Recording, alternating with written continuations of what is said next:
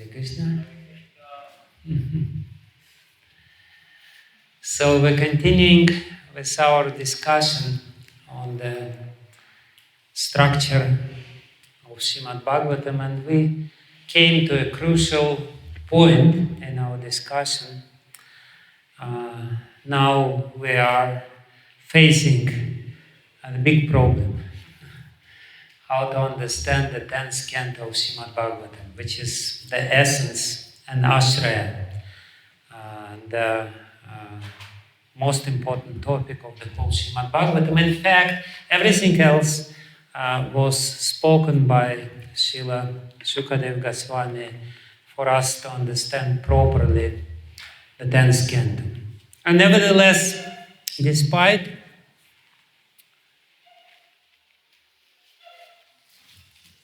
tremendous endeavors of Srila Shukadeva Goswami and Srila Vyasadeva to explain this topic of the 10th canto of Śrīmad-Bhāgavatam, very few people really understood this topic, us included. So therefore, today, since this description of the 10th canto will take probably 4 or maybe even 5 lectures, or maybe even more. Let's see how it goes. I'll try to do it every Saturday.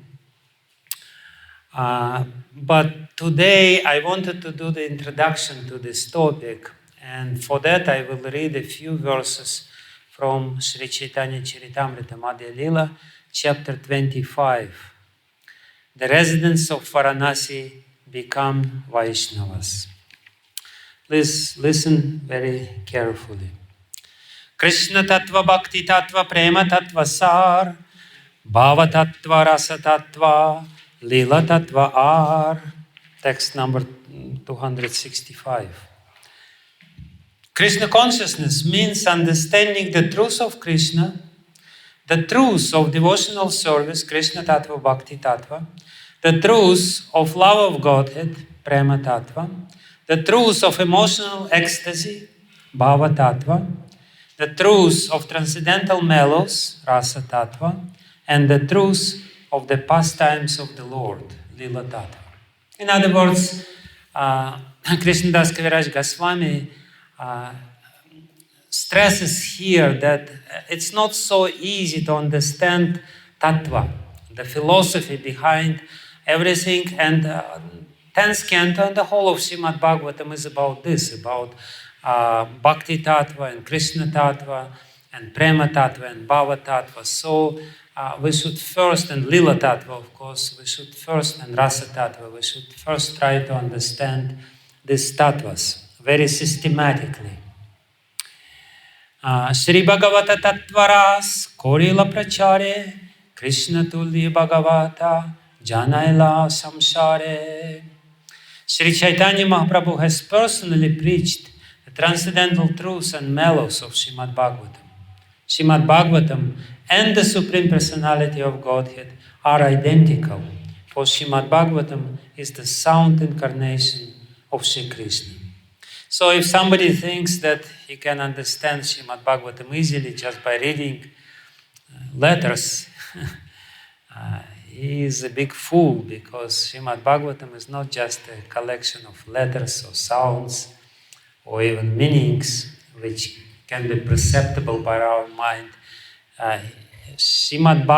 kṛṣṇa-tulya Bhagavata. So, jānāilā saṁsāre. He comes here and he is equal to Krishna, kṛṣṇa-tulya Bhagavata. Śrīmad-Bhāgavatam manifests himself in this material world. Bhakta lagi vishtarila apana vadane kahan bhakta mukhe kahai sunila apane. Sri Caitanya Mahāprabhu broadcast the purport of Śrīmad-Bhāgavatam. He sometimes spoke for the benefit of his devotees and sometimes empowered one of his devotees to speak while he listened. Purport by His Divine Grace, Sri Bhakti Vijnana Goswami Prabhupada. Sri Caitanya Mahāprabhu, An ideal teacher or acharya explains Śrīmad-Bhāgavatam very elaborately himself. He sometimes also empowered his devotees to speak while he listened. This is the way an acharya should train his disciples. Not only should he describe the Bhagavata cult personally, but he should also train his disciples to speak on this sublime subject. And we all, of course, can see that this is how Prabhupada arranged his mission. Shri Caitanya Shamara Kripalovadanya Bhakta-vatsalana Deki Trijagati Anyam. All sane men within these three worlds certainly accept the conclusion that no one is more merciful and magnanimous than Shri Caitanya Mahāprabhu, and that no one is as kind to his devotees. Shraddha Kore e Līlā Shuna Bhakti Gan Ihara Prasadi Paiba Chaitanya Charan. All devotees should hear about Shri Caitanya Mahaprabhu's pastimes with faith and love. By the grace of the Lord, one can thus attain the shelter of his lotus feet. Ihara Prasadi Paiba kṛṣṇa-tattva sāra sarva shastra siddhantera ihan paiba par. By understanding the pastimes of Shri Caitanya Mahaprabhu, one can understand the truth about Krishna.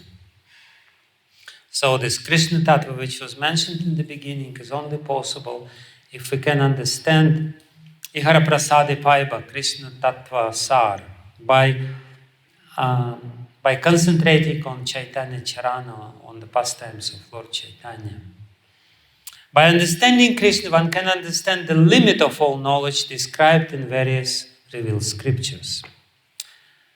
There is one more verse and two more purports.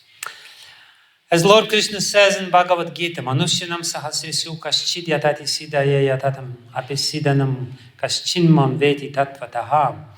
Of many thousands among men, one may endeavor for perfection, and of those who have achieved perfection, hardly one knows me in truth.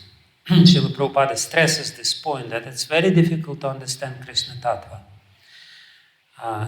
the real nature of Krishna.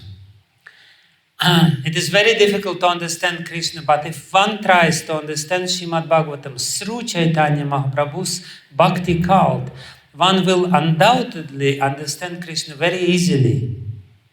If somehow or other one understands Krishna, his life is successful. Again, as Krishna states in Bhagavad Gita, Janma karma chame divyam evam yoveti tattvataha tyaktva deham punar janmana iti mamaiti sarjuna. One who knows the transcendental nature of my appearance and activities does not, upon leaving the body, take his birth again in this material world, but attains my eternal abode, O Arjuna. And the last verse which we read today, Krishna līlā-amritsār tarasata shattadhar dasādike avaheyahat haite Shri Caitanya līlā-hoy saravara akshoy manahamsa charahatahate. Translation and purport by His Divine Grace, A.C. Bhakti Vijnana Goswami Prabhupada. The pastimes of Lord Krishna are the essence of all nectar. Krishna Lila Amritsar. And that nectar is flowing in hundreds of rivers in all directions. Tarashata-shata-dhar. The pastimes of Sri Caitanya Mahaprabhu are an eternal reservoir, and one is advised to let his mind swim like a swan in this transcendental lake. So he says, very interesting metaphor is here. Krishnadas Kaviraja Goswami says that there are so many līlas of Krishna, and they're fast flowing, and it's very difficult to understand them.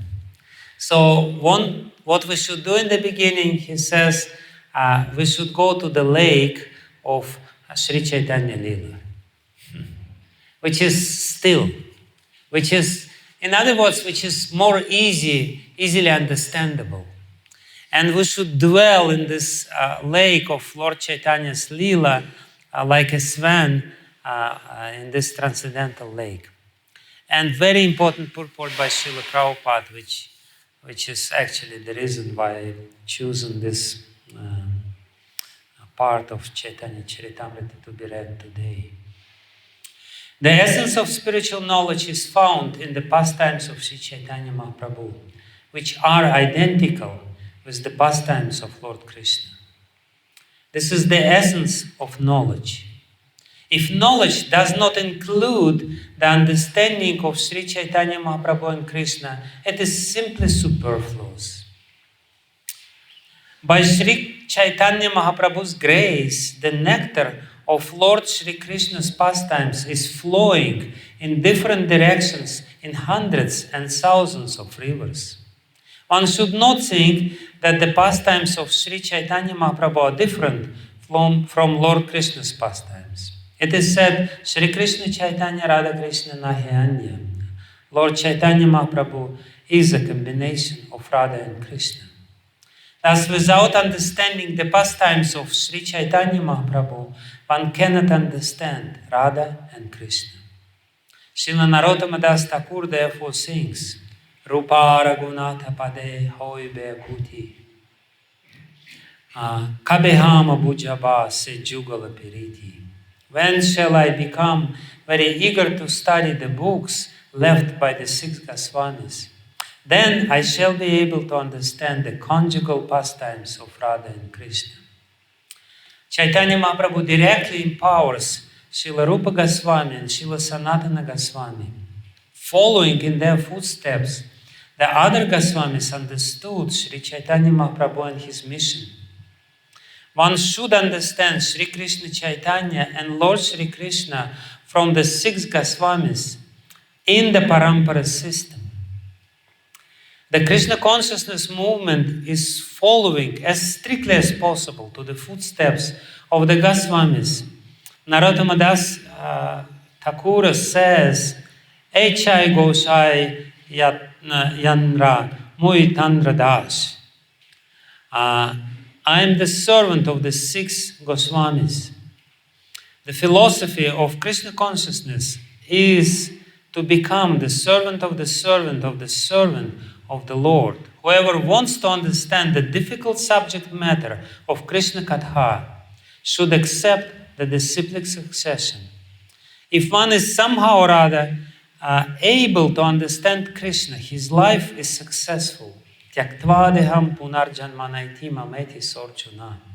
A perfect devotee is able to understand Krishna through the disciplic succession, and his entrance into the kingdom of God is thereby certainly opened. When one understands Krishna, there is no difficulty in transferring oneself to the spiritual kingdom. Srila Prabhupada ki jai. Namo Vishnu Padaya Krishna Prasthaya Bhutale Śrīmad Bhakti Vijnana Goswami Niti Namine Namaste Saraswati Deve Gauravani Pracharine Nirvishesha Shunyavadi Paschatya Deshatarine Vanchakalpatarubhescha Kripa Sindhubheva cha Patitanam Pavanebhyo Vaishnavebhyo Namo Namaha. Shri Krishna Chaitanya Prabhu Nityananda Shri Advaita Gadadhara Shivasadi Gaura Bhakta Vrinda.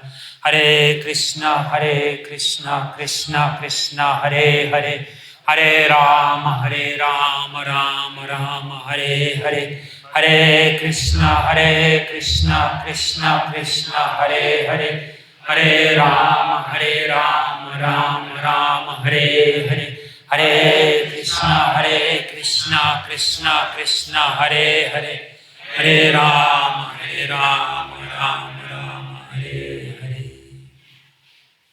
Ajanulam Vitibhujo Kanakavadata Sankirtanai Kapitaro Kamalaya Taksha Vishvambaro Dvijavaro Yugadharma Palavande Jagat Priyakaro Karuna-avatar Yantah Pravishya Mamavachi Mamam Prasuttam Sanjivayata Kiva Shakti Darak Swadamna Anyam Shahasta Charana Shravanam Tvagadim Pranannamo Bhagavate Purushaya Tubhim Svasvastu Vishvastya Kalach Prasidatam Leantush Budhani Shivam Mithudiya Manascha Padram Vajata Doksaja Aveshyatam No Matiradhyaya Tuki. So as I said, today we will start this topic by first understanding the methodology, how we can understand this very difficult subject matter. Seemingly, Krishna's pastimes are very simple. So much so that somebody made a cartoon out of Krishna's pastimes. Famous. He happened to be from here. Srila Prabhupada was dead against this.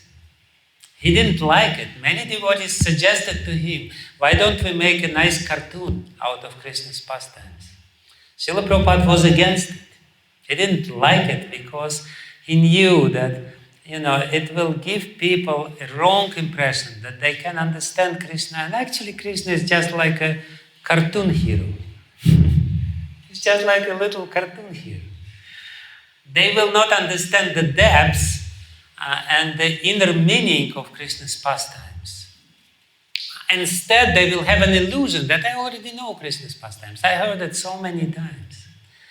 So, first of all, we have to be very careful about the methodology, how we can understand Krishna's pastimes, which is not easy. The brightest intelligence in the universe are trying to decipher the pastimes of Lord Krishna in Śrīmad-Bhāgavatam.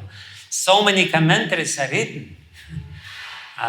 Madhusudan Saraswati, and Vopadev, and Siddhar Swami, and Madhvacharya, and Viraragavacharya, and Vijayadvaja Tirtha, and so many. Giridhari Lal Goswami from Vallabha Sampradaya. And they write, and of course Sanatana Goswami, Jiva Goswami, Vishwanath Chakravarti Thakur, they write elaborate commentaries.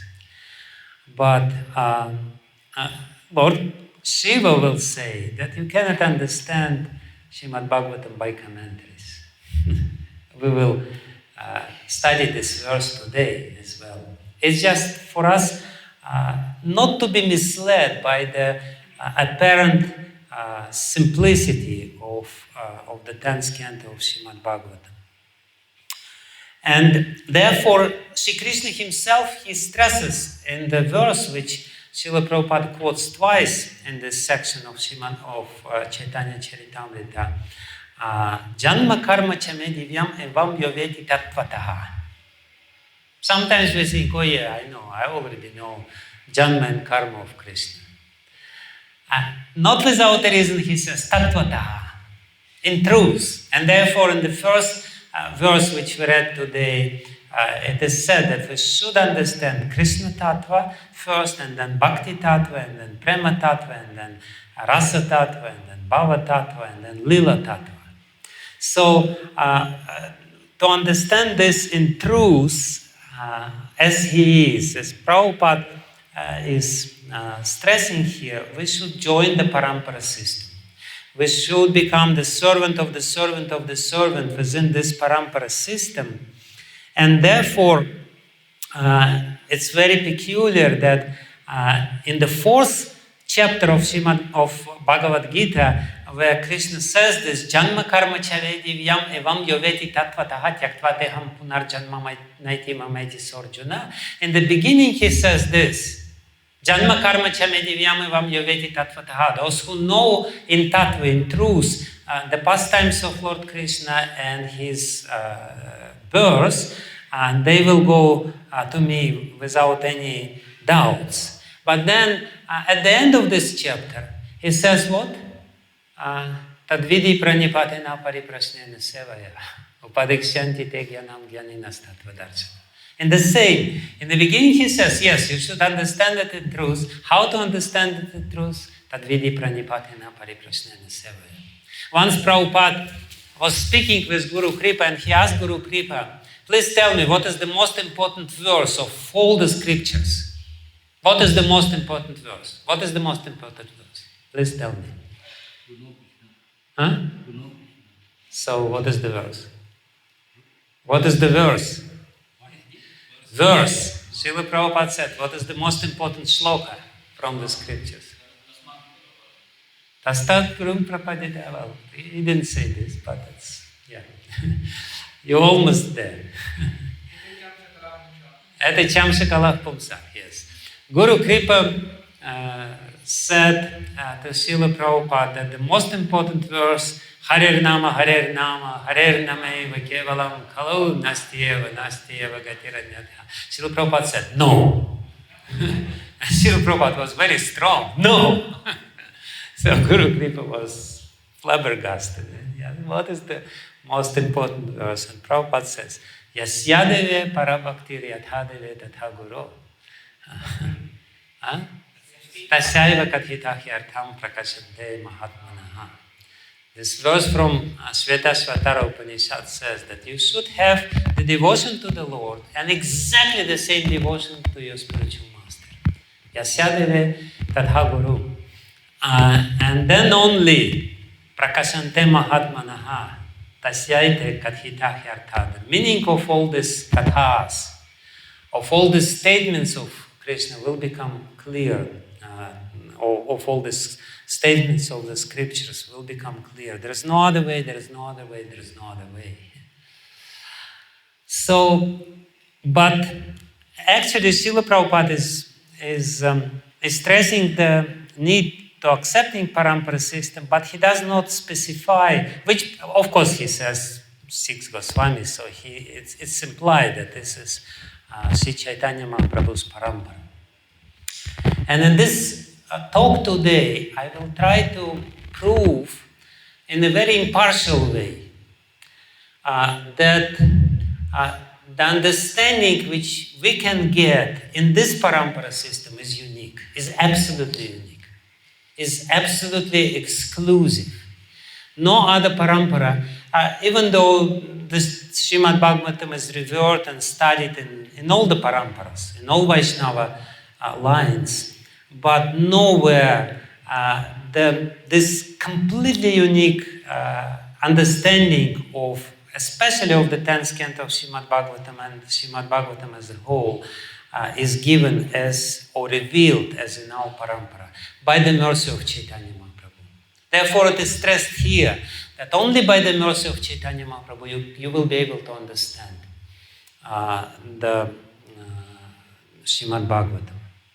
And let's try to examine a little bit this point. Srila Prabodhananda Saraswati, he says, very interesting. 2 verses of Srila Prabodhananda Saraswati are very, very important for us. He says, Araditam navavanam vrajakhananam te, naraditam navavanam vraja eva dure. Araditam navavanam. If you worship navavanam, what is navavanam? Navadvip. Araditam navavanam vrajakhananam te. Then vrajakhanana, the forest of Vrindavan, will be yours. It means you will be able to enter into the forest of Vrindavan. And he says, Naradita navavanam vraja dure. But if you don't worship Navadvip Dham, if you don't worship the place where Caitanya Mahāprabhu started his pastimes, then vraja dure. Vraja will be very far from you, much further than Bangalore from Uttar Pradesh. It will not be reachable by you. Vraja dure. So he stresses this point. Only if you worship Navadvip or you worship Sri Caitanya Mahāprabhu, if you worship this pastimes of love which Sri Caitanya Mahāprabhu manifests, only then you will be able to understand this. And then he says, Aradita dvijasuto vrajanagaraste naradita dvijasuto nataveha Krishna. So what does it mean? Aradita dvijasuto, if you worship Dvijasuta, the son of Brahmana. Who is son of Brahmana? Caitanya Mahāprabhu, son of Jagannatha Mishra. Aradita Dvijasuto Vrajanagaraste. Then Vrajanagara, the lover, the paramour of Raj will be yours. You will be able to enter into personal contact with Krishna, who is displaying this pracāre rasa in Vrindavan. Naradita dvijasuto nataveha Krishna, natava iha Krishna. This Krishna will never be yours. Nataveha Krishna. You may reach Krishna. You may reach Krishna. We are not sectarian. We are very generous. Yes, you may reach Krishna, but you will not reach Vraja Krishna in Vrindavan. You will not reach Vrajanagara Krishna. You will reach some other Krishna. There are so many Krishnas. Krishna is not alone. There are so many different aspects of Krishna. You will be thinking about Krishna, Krishna, Krishna, and then, to your surprise, well, not to your surprise, but you will reach Nrisimhadev. Because by saying Krishna, Krishna, you mean Nrisimhadev.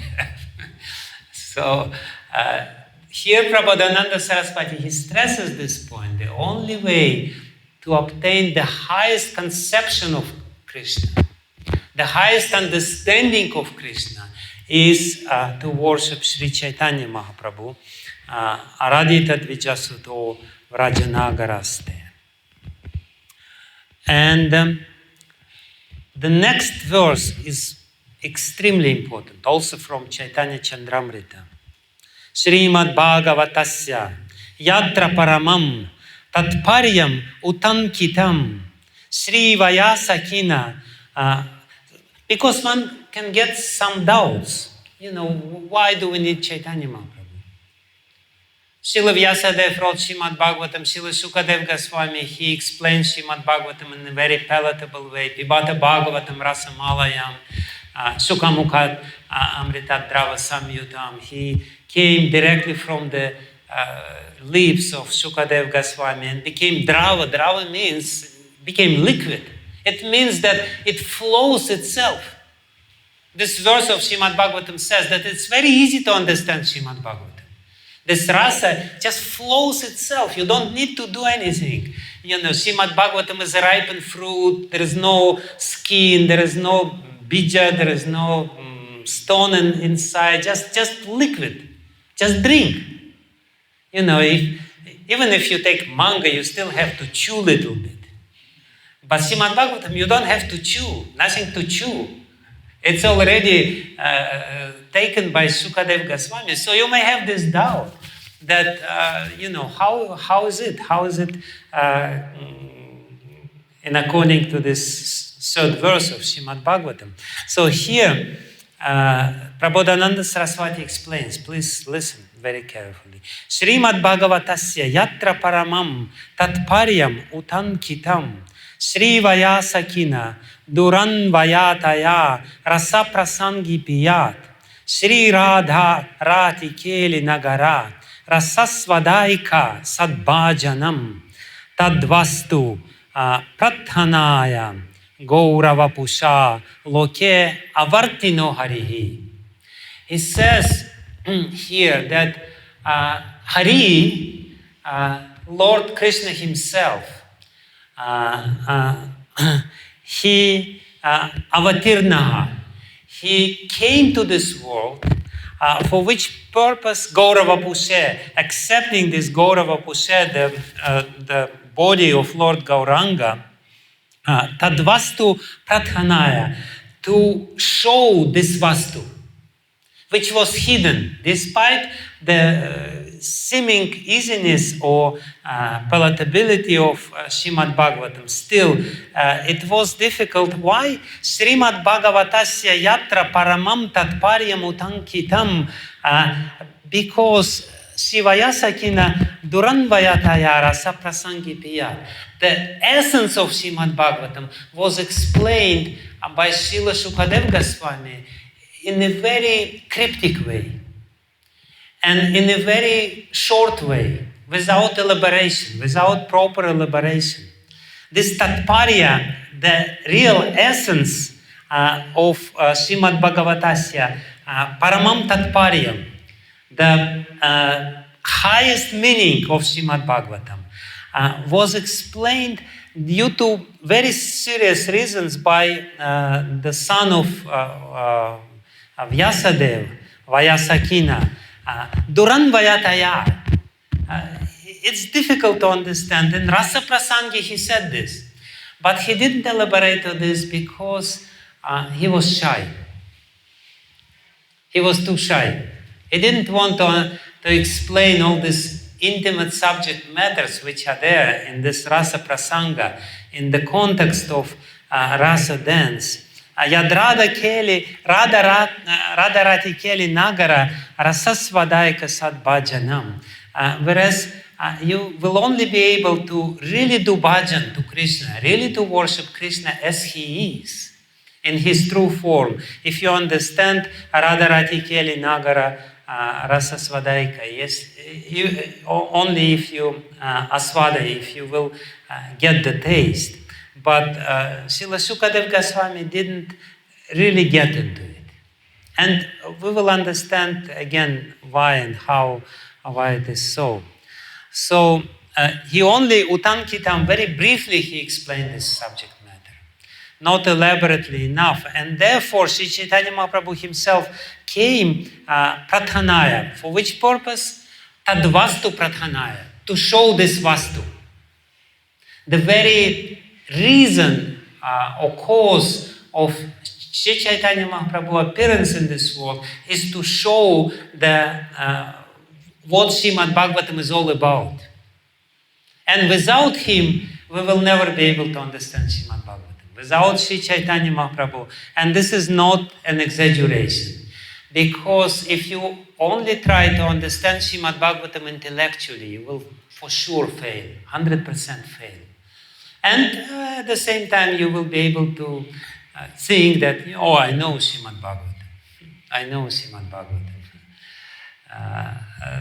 These intellectual attempts are completely futile because the vastu, the vastavam vastu, which is the real subject matter of Śrīmad-Bhāgavatam, will be elusively hidden from us. And therefore, Vishwanath Chakravarti Thakur, in his commentary to the first verse of Śrīmad-Bhāgavatam, he says that Śrīmad-Bhāgavatam is like a lamp.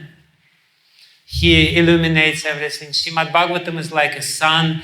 He makes everything clear. Śrīmad-Bhāgavatam is like ripened fruit. But Śrīmad-Bhāgavatam is also like Mahini Murti. So, if you think that only Śrīmad-Bhāgavatam is like the sun, okay, fine. But Śrīmad-Bhāgavatam is also like Mahini Murti. You can read this Śrīmad-Bhāgavatam and you will be deprived the real nectar as much as Mahini Murti deprived people. If you don't really clearly tune up your mind or your consciousness or your heart towards the subject matter of Śrīmad-Bhāgavatam, Śrīmad-Bhāgavatam will not be the sun for you. It will be Mahini Murti. Mahini Murti will show you, here's the pot of nectar. And then, okay, she will run away with the pot of nectar. And you will sit there and say, what happened? Where is the nectar? And isn't it sometimes our case? We hear Pibata Bhagavatam Rasamalayam, and we read Śrīmad-Bhāgavatam and we say, where is the ras? Where is the juice? Again, cheating. The advertisement was there. Here is the ras, here is the juice. No juice. We are bored and we say, oh, no, my goodness, again, prayers.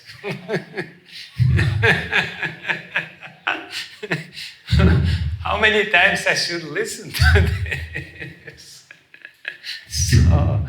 So we are living proof of this statement of Vishwanath Chakravarti Thakur that Śrīmad-Bhāgavatam is like Mahini Murti. We are being cheated of Śrīmad-Bhāgavatam. And as I said, Lord Shiva again says this very interestingly. Please listen carefully to what Lord Shiva wants to say. He says, Aham vedmi shuko veti vyaso veti naveti va. He says, I know Śrīmad-Bhāgavatam. Sukadeva Goswami knows Śrīmad-Bhāgavatam. Vyasa, he may know Śrīmad-Bhāgavatam, may not know Śrīmad-Bhāgavatam. Vyasadeva wrote Śrīmad-Bhāgavatam. But Lord Shiva says, no, I'm not sure whether he knows Śrīmad-Bhāgavatam or not. So what does he mean? He means that, when Shukadeva Goswami speaks the verses of Śrīmad-Bhāgavatam, the inner meaning of these verses is revealed to him. Whereas when Vyasadeva speaks Śrīmad-Bhāgavatam, it may be revealed, maybe not. Therefore, Vyasadeva was sitting right there when Shukadeva Goswami was describing Śrīmad-Bhāgavatam. So you can only understand Śrīmad-Bhāgavatam by hearing, not by others means, and therefore he says, Bhaktya Bhagavatam grahyam na buddhya na chatikaya. You can only understand Śrīmad-Bhāgavatam by bhakti. Bhaktya Bhagavatam grahyam. You can only grahan. You can only catch Śrīmad-Bhāgavatam by bhakti na buddhya na chatikaya. Not by your intelligence, or not by even studying the tikas, the commentaries, imaginary commentaries. You may give commentaries yourself, you will not be able to understand. Srila Prabhupada gives, this is the verse from Caitanya Charitamrita quoted, and Srila Prabhupada stresses this little short purport he writes to this verse. Devotional service includes 9 processes, beginning with hearing, chanting, and remembering the activities of Lord Vishnu.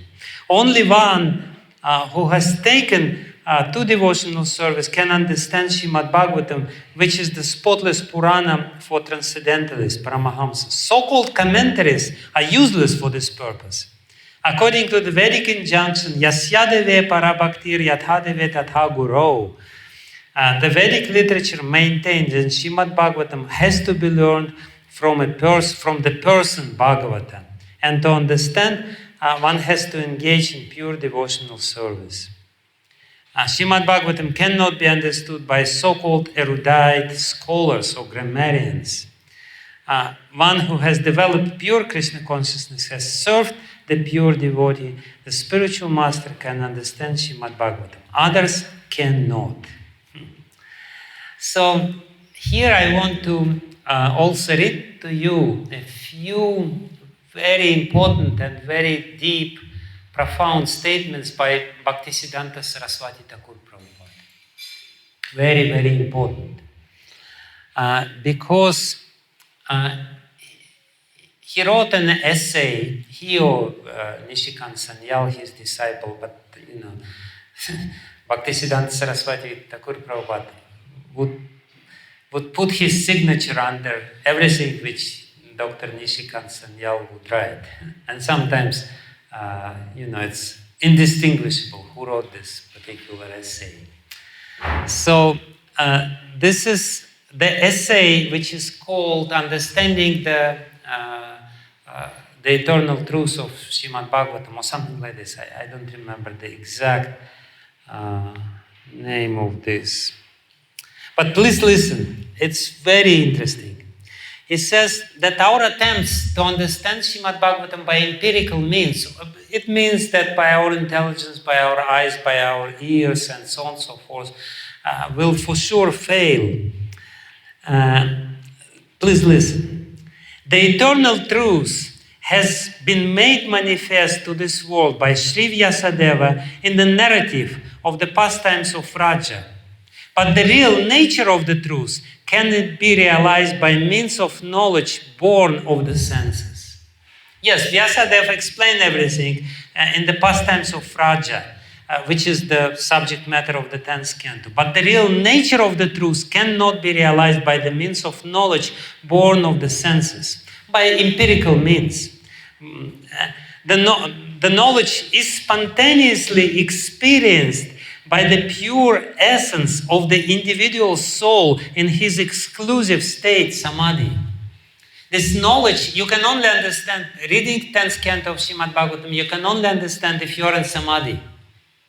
Because Śrīmad-Bhāgavatam is written in samadhi bhasha. This is the language of samadhi. So only if you are in samadhi, you can understand the language of samadhi. Only if you are from Karnataka, you will understand Canada. right? So you should know the language which people speak in this land. What is the land which you should know? What is the language which you should know to understand Śrīmad-Bhāgavatam? You should know the language of Samadhi, because it's written in Samadhi Bhasha. There are, however, pseudo-exclusive states which must not be confounded with the spiritual condition proper, in which there is no presence of any mundane element. So you can only understand Śrīmad-Bhāgavatam if you're completely free from any mundane element or any materialistic ideas. In this state, the truth becomes self-manifest by the operation of the spiritual potency of divinity. This truth of Śrīmad-Bhāgavatam will be revealed to you by the supreme energy, by the descent of the supreme energy of the Lord. But it can only be revealed if you are in a proper condition. This phenomenal word is the distorted, unwholesome reflection. Okay, that's okay. The substantive reality in the forms of name, form, quality, pastimes, and the distinctive personality of his paraphernalia make their appearance to the soul in his exclusive state, samadhi. So, actually, in this essay, Srila Bhaktisiddhanta Saraswati, by trying to stress this point, he gives a very beautiful comparison. He says, what is described there in the 10th canto of Śrīmad-Bhāgavatam, in Vraja-līlā? In the 10th canto of Śrīmad-Bhāgavatam, we see how Kamsa from Mathura is sending one demon after another to kill Krishna, to Vraj. And Bhaktisiddhanta Saraswati Thakur Prabhupada says that this constant attempts of Kamsa to send demons to Vraj to kill Krishna is actually, what is Mathura, he says? Mathura is the city of knowledge. And Kamsa is the materialistic intelligence which lives there in the city of knowledge.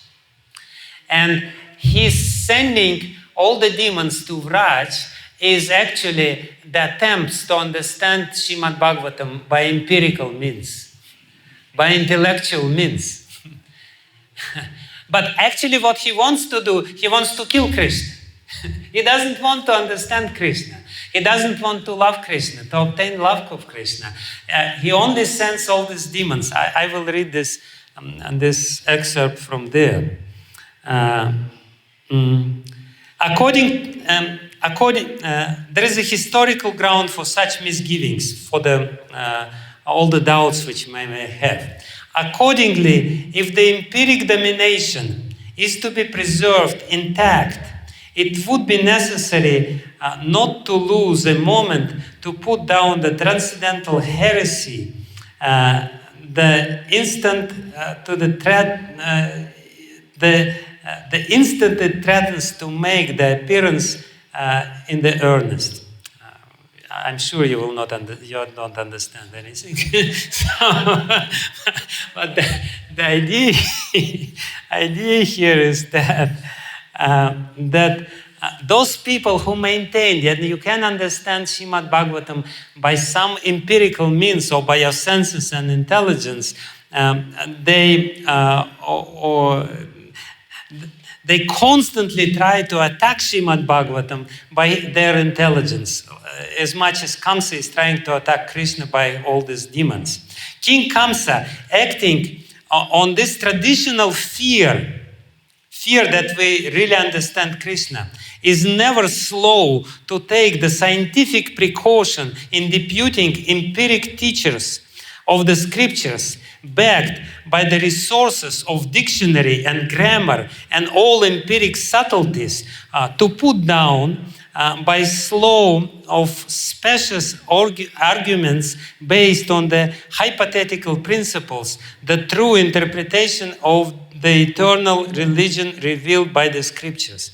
So he basically says that all these demons, they're like scholars who are trying to understand Śrīmad-Bhāgavatam. By the means of their erudition, by the dictionaries, by the grammar, by all the subtleties which they're, explaining there. He says they're just like demons. And this is kamsa, this is the scientific method employed by kamsa to kill Krishna, to kill the real essence of these pastimes. Very strong languages he used. And again, those who are in the intellectual condition are required to free themselves from those offenses which are found in the sphere of Madhura. In other words, we all have little offensive mentality. We all rely on our ability to understand. Isn't it? You know, I can understand this, no problem. No problem. So he says this is the offense. This is the offense which is living in Madhura, in this city of knowledge, which is serving kamsa, which is atheism. You know, so what again and again what he wants to say is that it's not futile, it's offensive to try to understand Śrīmad-Bhāgavatam by the normal means. We have to completely free ourselves from these attempts which are ultimately offensive towards Lord Krishna. We will not be able to understand Krishna and we will commit offenses. And then that's another article, beautiful article by Bhaktisiddhanta Saraswati. He says very interestingly, this is important, please, that you may try to remember. He says, if we hear Śrīmad-Bhāgavatam, but we are not really prepared to understand Śrīmad-Bhāgavatam and we still try to employ our intelligence in hearing Śrīmad-Bhāgavatam, then the real purport which the author of Śrīmad-Bhāgavatam, Sukadeva Goswami or Vyasadeva, wants to give us will not be understood by us. Instead, we may get 4 kinds of distorted knowledge of Śrīmad-Bhāgavatam. Please, again, as I said, it's important.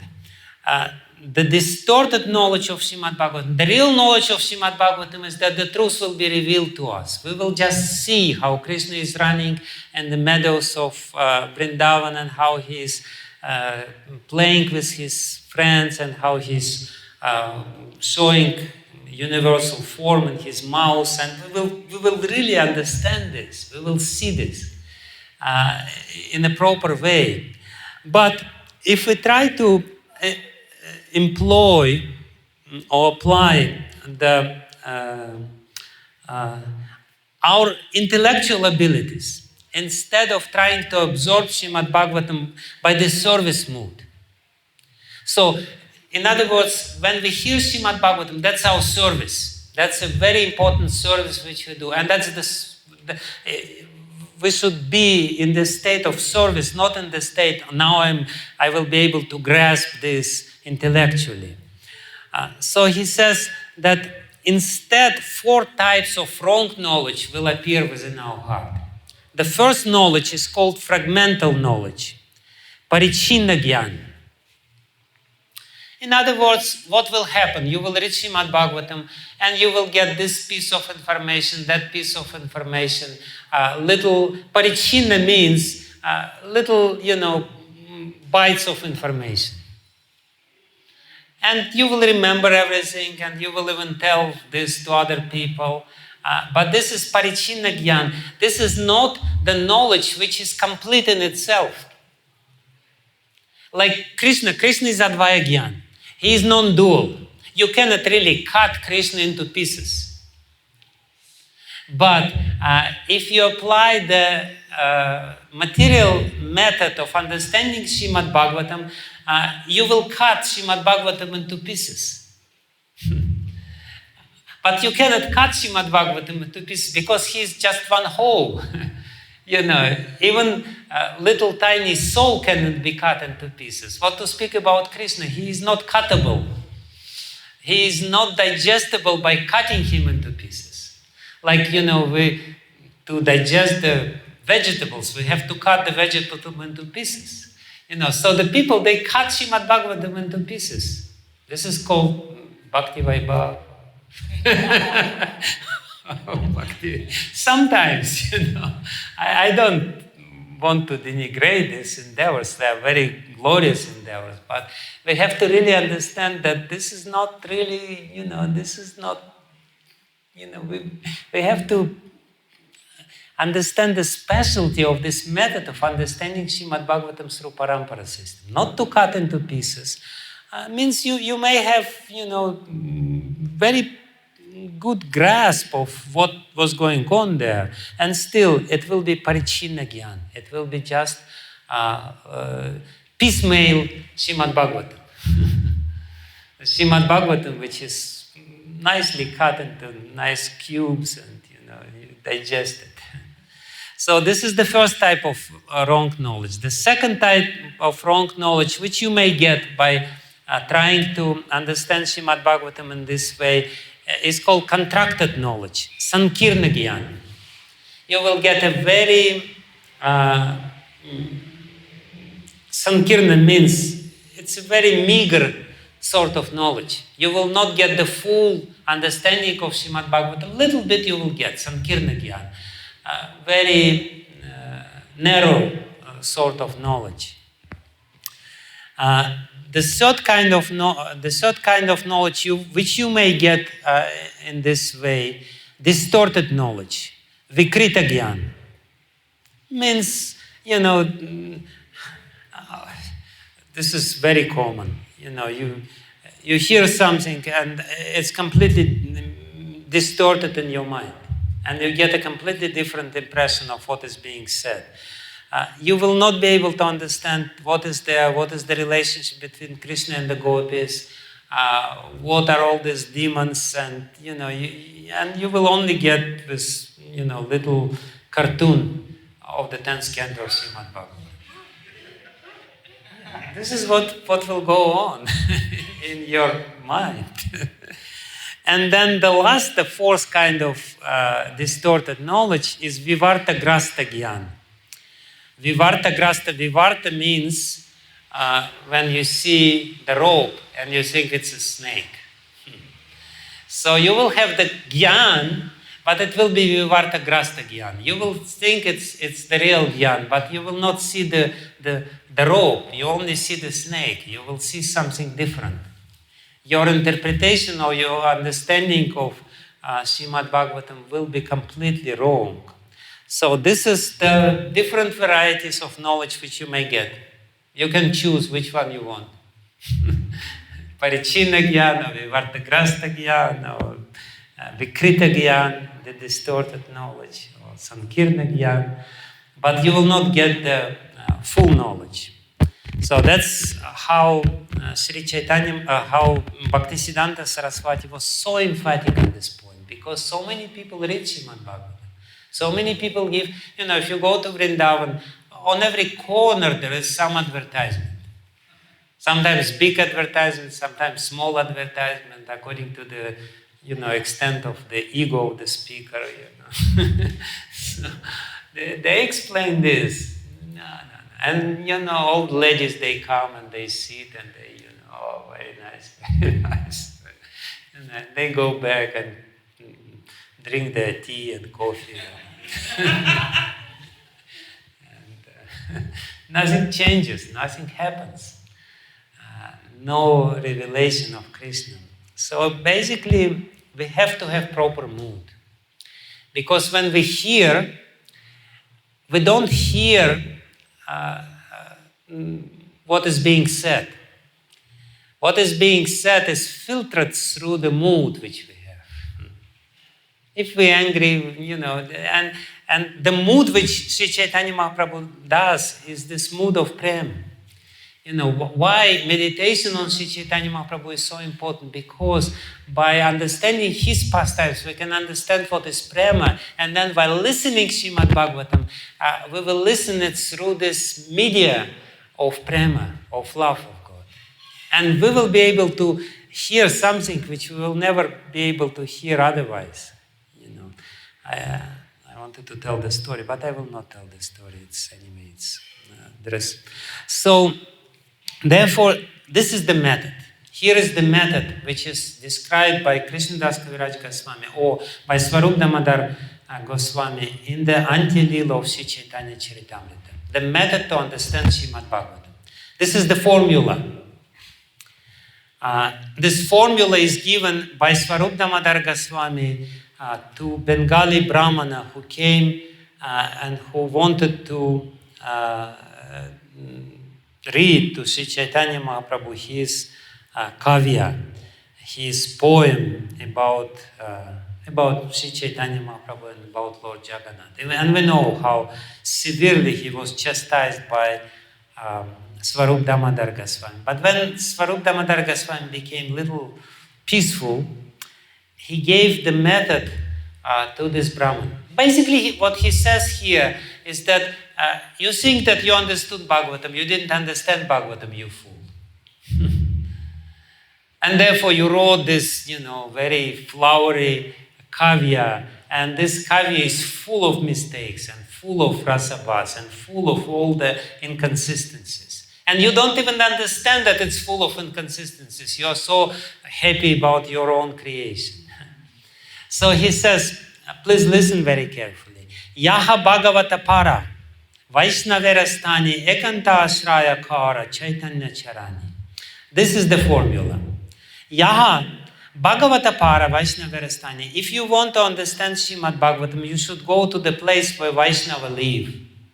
You should go to the lotus feet of a Vaishnava. You should find the Vaishnava, real Vaishnava. The real undivided, exclusive Vaishnava. And at the same time, ekanta ashraya kora Caitanya charani. By listening this Vaishnava, how he explains the meaning of Śrīmad-Bhāgavatam, at the same time, you should take the exclusive shelter, ekanta ashraya kora Caitanya charani, of Caitanya charan, of his lotus feet, of the lotus feet of Sri Chaitanya Mahāprabhu. Srila Prabhupada translates this. If you want to understand Śrīmad-Bhāgavatam, you must approach a self-realized Vaishnava and hear from him. You can do this when you have completely taken shelter of the lotus feet of Sri Chaitanya Mahāprabhu. So again, the same point is stressed. There should be exclusive shelter of Sri Chaitanya Mahāprabhu. And the real relationship with his follower. Exclusive shelter of Caitanya Mahāprabhu and his pastimes when we again and again read them. And at the same time, the real service mood to the Vaishnava who speaks Śrīmad-Bhāgavatam. And then he says, Chaitanya Bhakta Ganar, Nitya Kara Sangha. Please always be in association with Chaitanya Bhakta Gan, with the followers of Sri Chaitanya. Please be in the society of the devotees. Tapera Janiba Siddhanta Samudra Taranga. Only then you will be able to swim in this Siddhanta Samudra Taranga. You will be able to feel this taranga, the waves of Siddhanta Samudra, of this vast ocean of Siddhanta. So basically the three conditions are there. You should take exclusive shelter of Caitanya Mahāprabhu. You should go to a Vaishnava and learn Śrīmad-Bhāgavatam from him, and you should always be in the association of the followers of Sri Chaitanya Mahāprabhu. Then only you will be able to understand what does it mean, because Śrīmad-Bhāgavatam itself in the very beginning says, what is the qualification to understand Śrīmad-Bhāgavatam? Paramo nirmatsaranam satam. You can only understand Śrīmad-Bhāgavatam if you are nirmatsara. And if you're Kriti means you are accomplished, as Prabhupada translates this verse. Shushrushu, you have to be eager and you have to be accomplished. It means that you have to be mature in your relationship. You have to be determined. Shushrushu, you have to be eager. This is one qualification. You have to be Kriti, you have to get initiation or whatever, you have to really have this service mood. And then nirmatsaranam satam, you have to be completely free. You have to be peaceful, not disturbed, not just, what should I do next? My IT project is waiting for me, No, completely peaceful satam and nirmatsaranam. No envy whatsoever. As we spoke about Ramayana also, that should not be envy. The very interesting, there is, I will describe a little episode from the 10th canto of Śrīmad-Bhāgavatam, which illustrates beautifully this point. And then I will explain the exclusive points, unique points of interpretation of Śrīmad-Bhāgavatam, which are only found in our sampradaya, nowhere else. Even though so many other commentaries are written to Śrīmad-Bhāgavatam. So we should read these commentaries of our acharyas, but with a proper mood and with proper understanding how to understand this. That it's not just intellectual endeavor, it's just the mood. So this beautiful episode from the 10th canto of Śrīmad-Bhāgavatam, how to understand Śrīmad-Bhāgavatam, is the Brahma Vimohana Līlā, the illusion of Lord Brahma, which we will probably describe in details during this few lectures on the 10th canto of Śrīmad-Bhāgavatam, because it's important. But at the end, what happened with Lord Brahma? It's a very interesting thing, what happened with him. Lord Krishna, Lord Brahma was completely bewildered, because he came 1 year later, and in his calculation, it was just 1 second later, and he saw Lord Krishna is dining with his friends on the bank of Yamuna.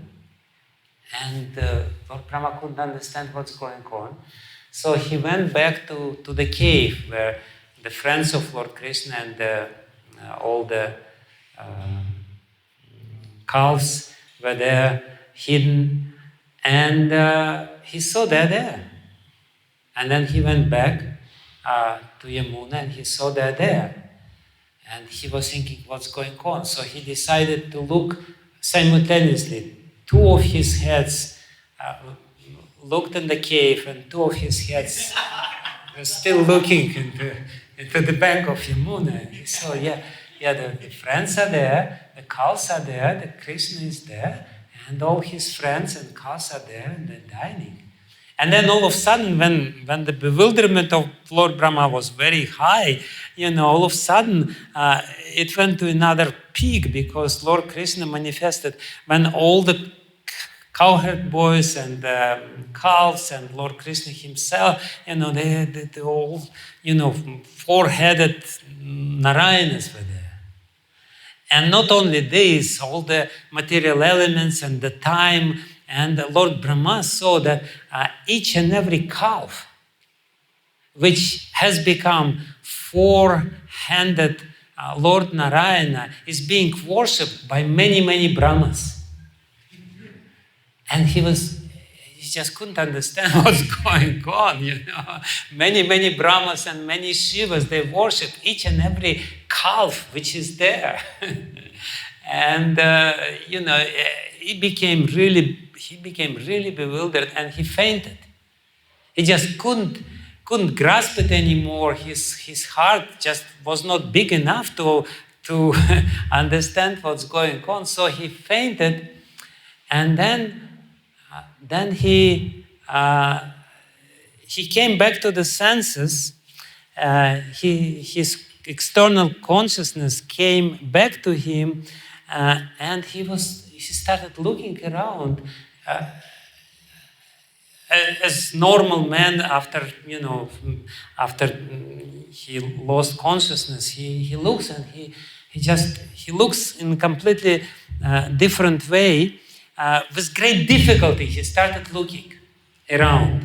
And what he saw, Shukadeva Goswami says, at this time, he saw real Vrindavan.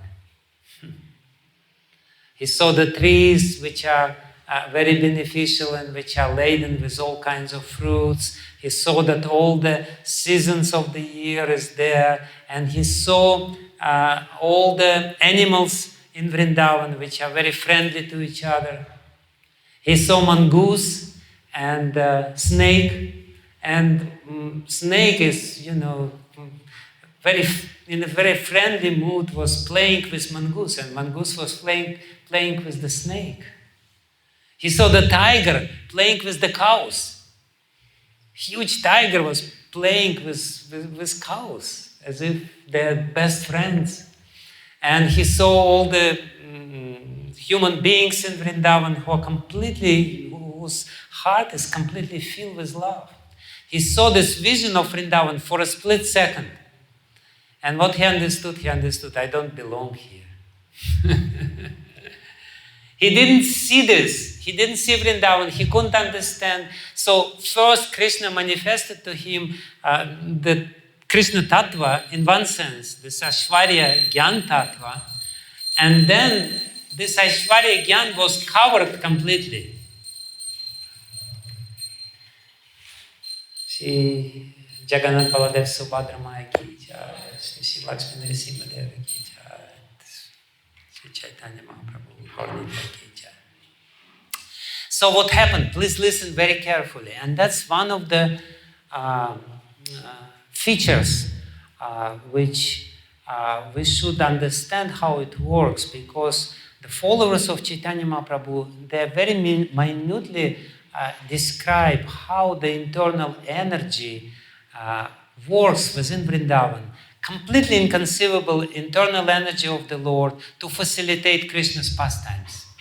Because without understanding how Krishna's energy works, how the energy sometimes covers Krishna and his followers or inhabitants of Vrindavan, or sometimes uncovers them.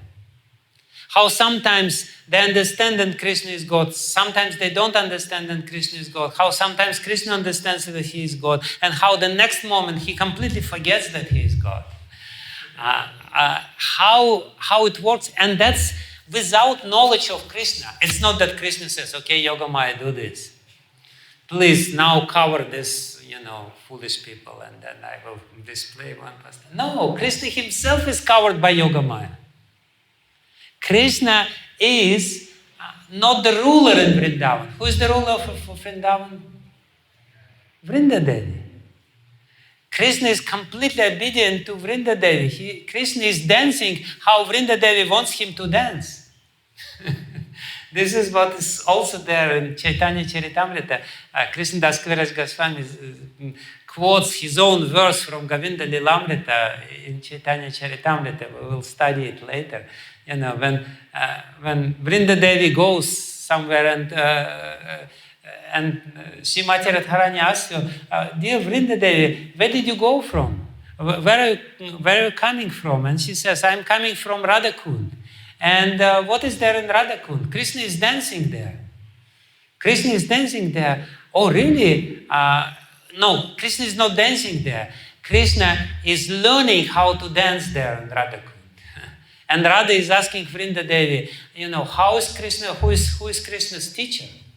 And he says, Shri Radha, your image, which are there in every creeper and tree, is the teacher which teaches Krishna how to dance. And Krishna is studying or learning this art of dancing from your images in Radhakund. And basically that's what is going on in Vrindavan. This what we should understand. How Vrindadevi, and therefore we worship Vrindadevi every day. If you go to Vrindavan and you see some Babajis, what Babajis do? Babaji, they try to cover their body with tulsi beads. Every Babaji, if he has less than 30 different beads in his neck, is not a bona fide Babaji. Because they say that's the only hope for us to understand Krishna, is to be in contact with Vrindadevi.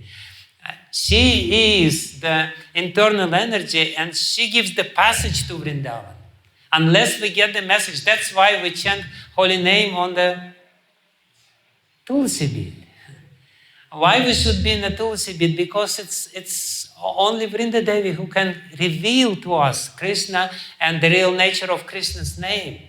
And we should worship first. According to strict Vaishnava Vidhi, we should first worship or pray to these beads, to Vrinda Devi, so that she would reveal to us the holy name. Otherwise, we will just be left with the shadow of the holy name, not with the holy name proper.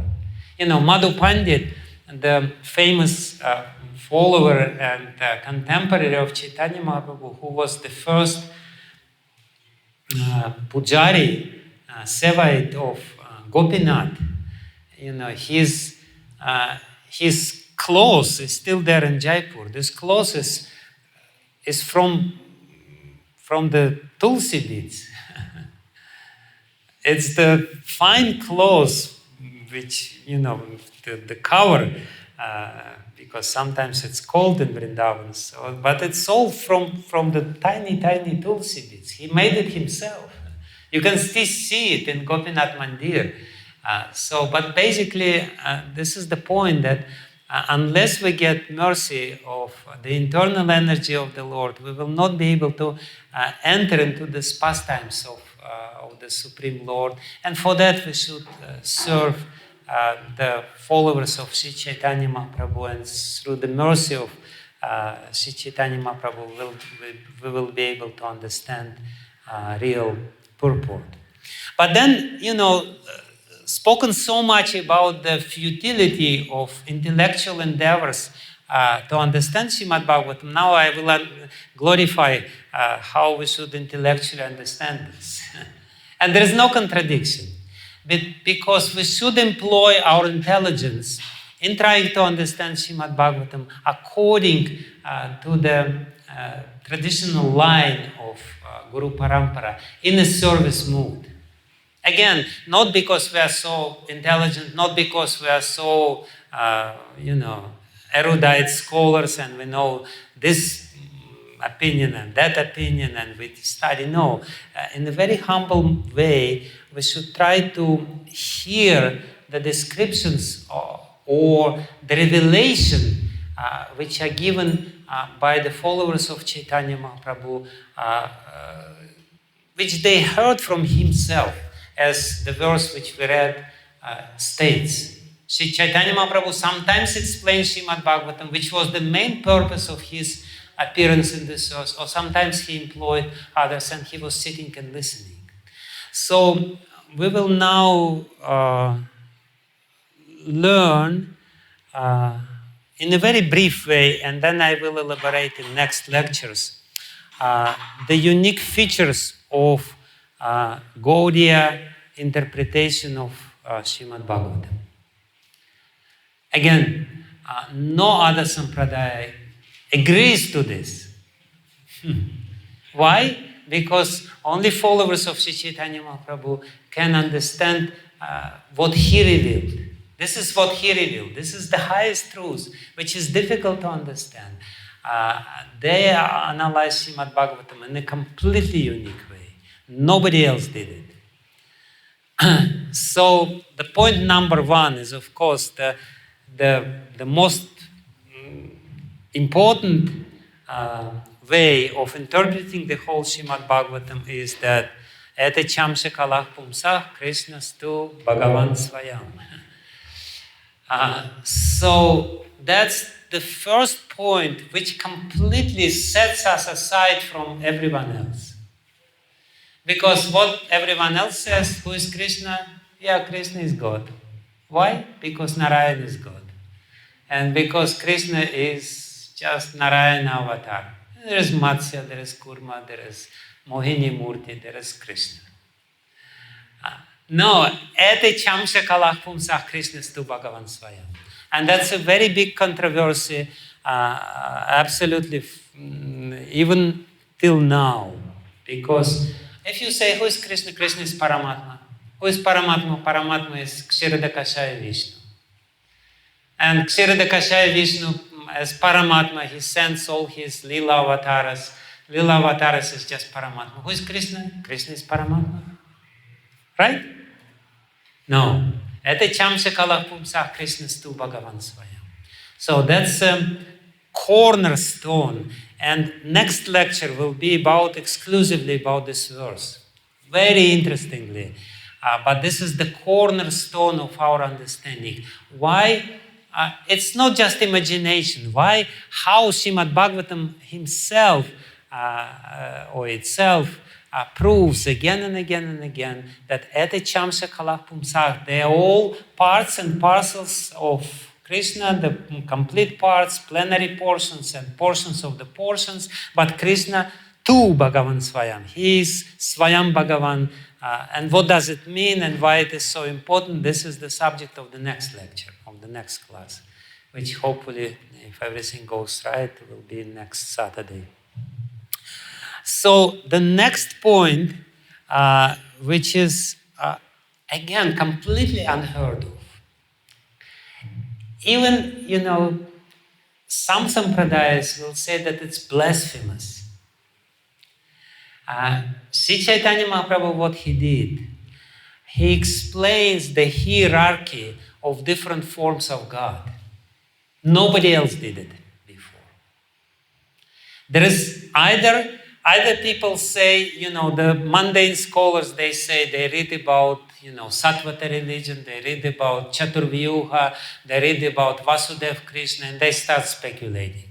They said there were some Vaishnavas, and they were following of Vasudeva Krishna, and then this cult of Vasudeva Krishna merged with Chaturvyuha, which is propounded by the Sattvatas from south, who wrote all this Pancharatra literature.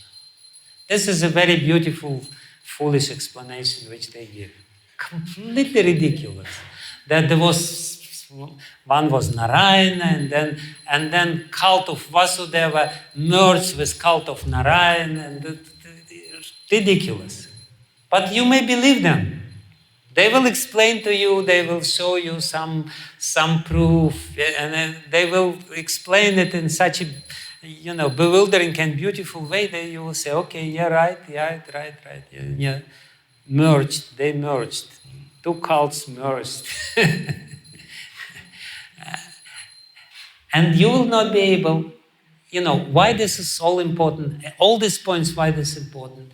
Because you will be able to do proper bhajan to Krishna, exclusive bhajan to Krishna, only if you understand all these points. Otherwise, you will not be able. You will not be able to worship Krishna properly, Krishna in Vrindavan. You will worship some other Krishna, as we said. And another way of interpreting this, Madhvacharya says this. Madhvacharya says, if you make slight discrimination between different forms of Narayan, you're offender. You're blasphemer. This is, according to Madhvacharya, in Bhāva-tattva Nirnaya, he actually lists 9 signs or 9 lakshanas of the blasphemer.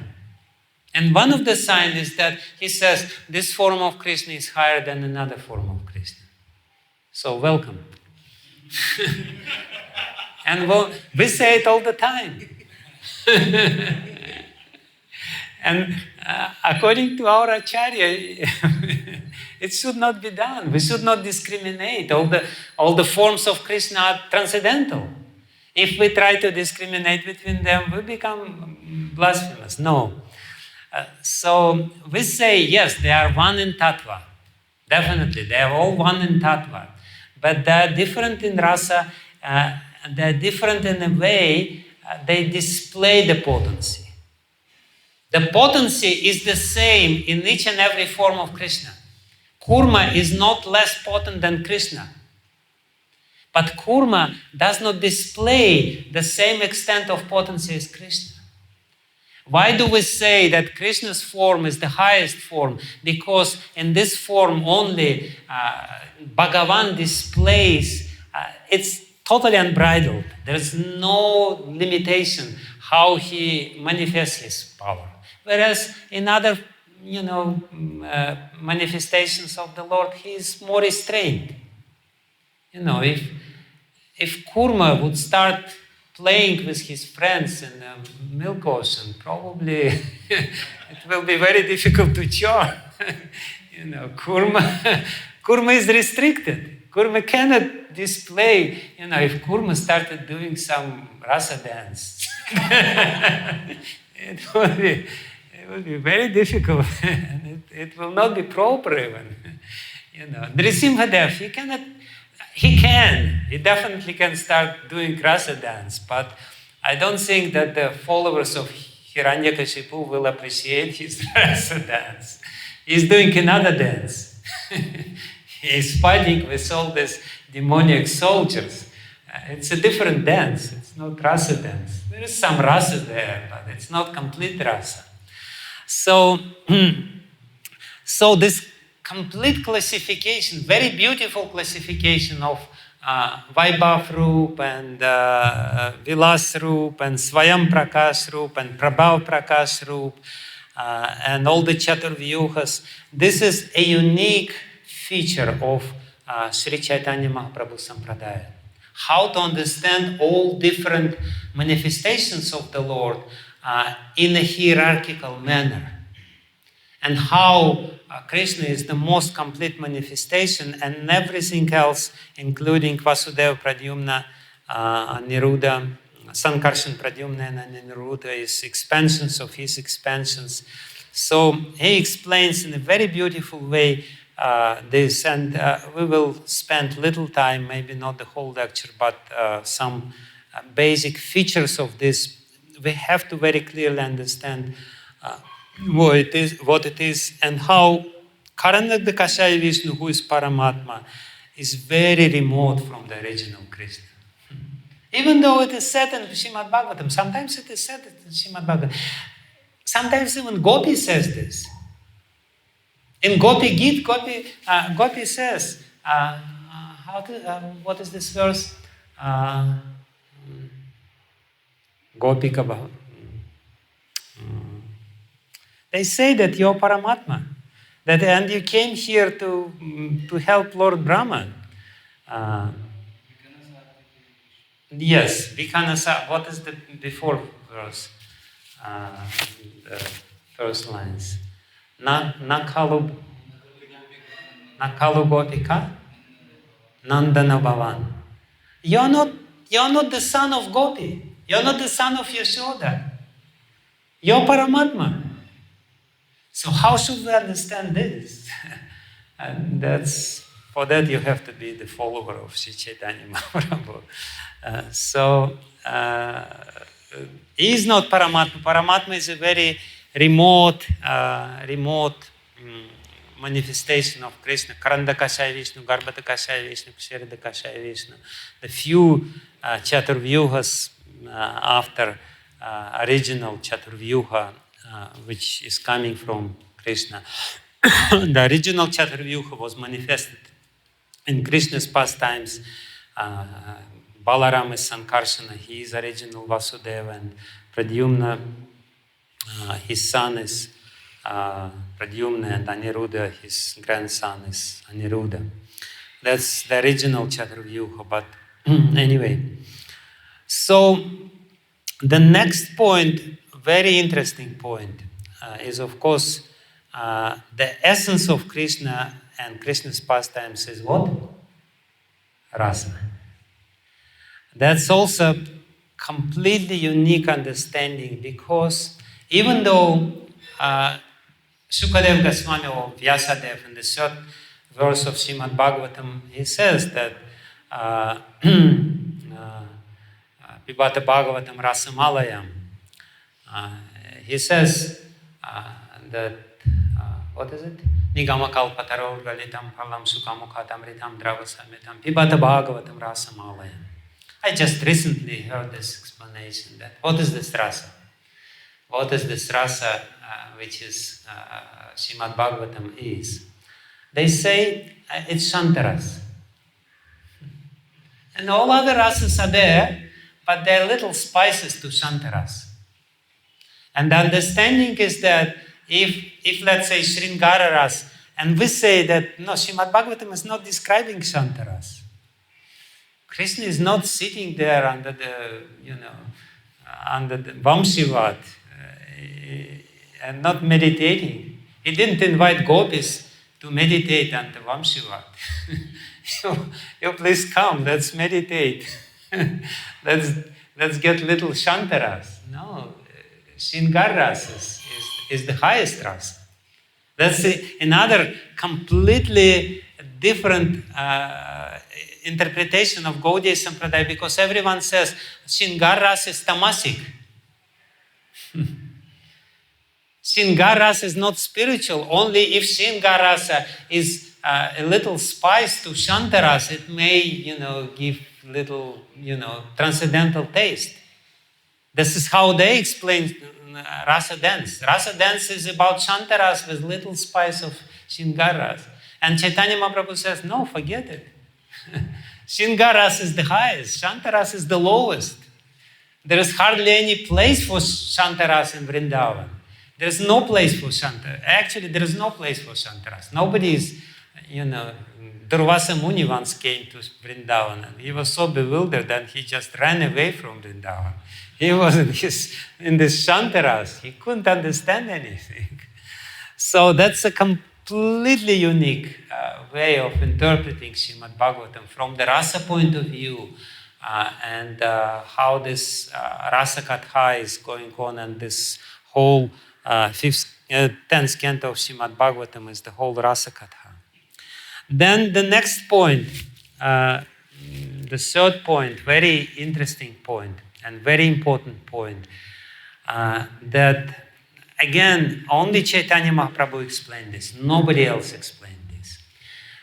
As much as there are different manifestations of Krishna, and they are hierarchically organized, and there is a very complex and complicated hierarchy of different manifestations of Krishna, as much as they are different, the dhammas of Krishna, where Krishna manifests himself in different ways, they're also hierarchically organized. They're not all the same. If you go to Śrī-Sampradaya, Śrī-Sampradaya will tell you there is 108 Divya Deshas, right? Practically in every Śrī-Sampradaya temple, you will see some sort of connection with this. And Vrindavan is just one of 108 Divya Deshas, right? Just one of them. And what is the most important Divya Desha? Srirangam is the most important. The next is Tirupati. Why? Because there is more Pashurams, the more hymns written by Alvars about Srirangam than about any other Divya Desha. And in Vrindavan, few, it's a nice place, Vrindavan, no doubt about it. But nobody else. You will understand or you will hear that this is the highest abode of the Lord. And how within Vrindavan, within Goloka Vrindavan, there are different abodes. And how Dwaraka is less, and how Mathura is little higher, and how Vrindavan is the highest. And how in the outer portion of Goloka Vrindavana planet, these are all sections of Goloka Vrindavana.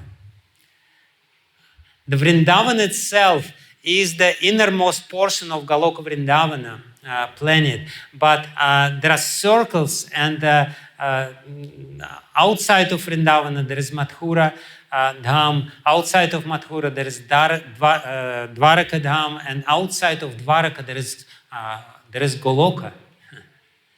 And Goloka is as much as there is Vaibhav manifestation of Krishna, opulent manifestation of Krishna. Goloka is the Vaibhav manifestation of Gokula, of Gokula Vrindavan. So that's again subject matter of separate class, maybe together with this how the hierarchy of... but then in Vrindavan itself, there is also higher and higher places. What is the highest place in Vrindavan? Yeah, first is Gokul, right? In Gokul. What is higher than Gokul? Govardhan is... No, Vrindavan is higher than Gokul. First, in Gokul, Krishna manifests his childhood pastimes, but then he goes to another side of the river, to the western bank of Yamuna river. So Vrindavan is higher. What is higher than Vrindavan? Govardhan is higher than Vrindavan. Why it is higher than Vrindavan?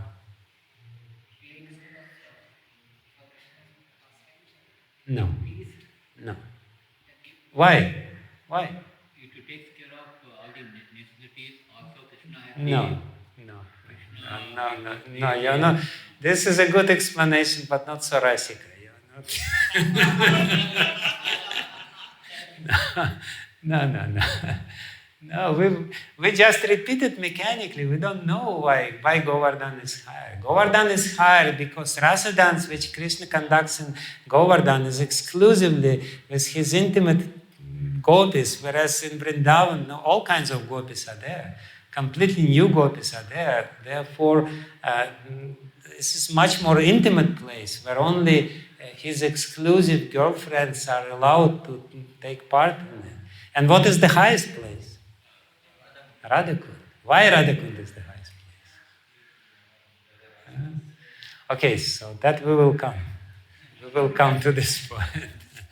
So, even within Vrindavan there is, and therefore, Krishna in Gokul is different than Krishna in Vrindavan. And Krishna in Govardhan is different than Krishna in Vrindavan. And Krishna in Radhakund is completely different than Krishna anywhere else. So again, this you will not hear anywhere. This you will not understand anywhere. This is secrets.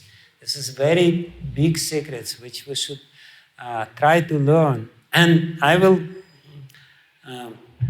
explain. So the next specialty of our sampradaya is, and basically